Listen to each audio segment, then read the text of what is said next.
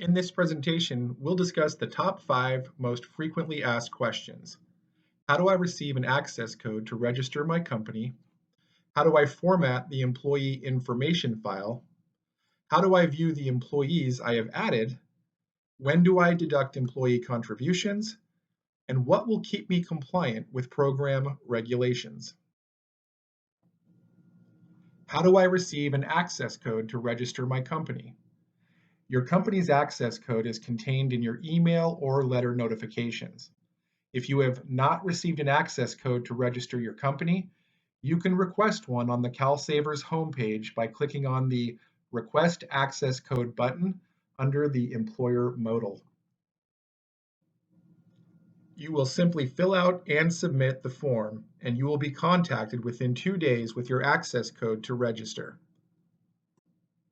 How do I format the employee information file?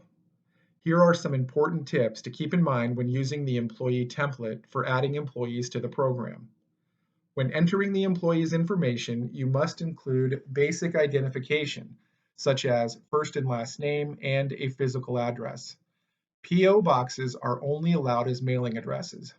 Also, you will need to associate each employee to an employee list. Do not change the format of any cell in the spreadsheet or add or remove columns. Keep your document in the same format as the original template. Columns with an asterisk are required fields.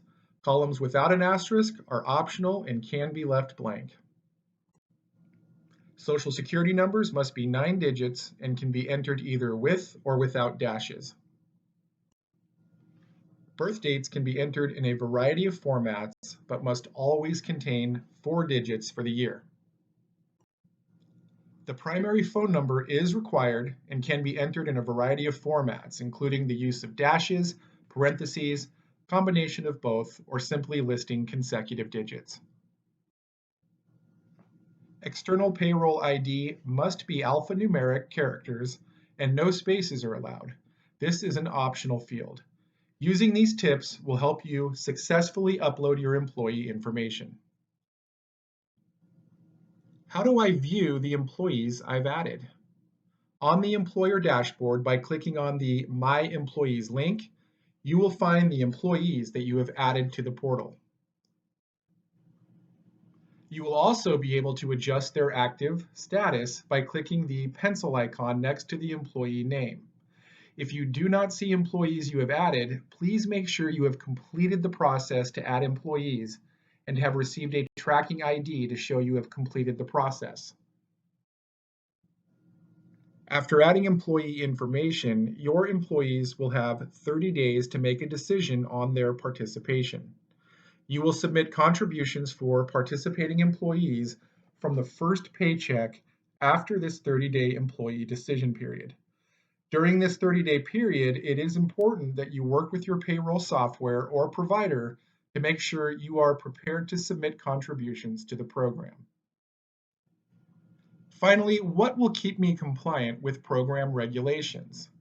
In order to maintain compliance in the program, it is important to maintain your employee roster by adding new employees within 30 days of their eligibility or hire, and also mark terminated employees as inactive. You should also submit your employee contributions each pay period. You should submit contributions as soon as administratively possible, but no later than 7 days from taking the deduction.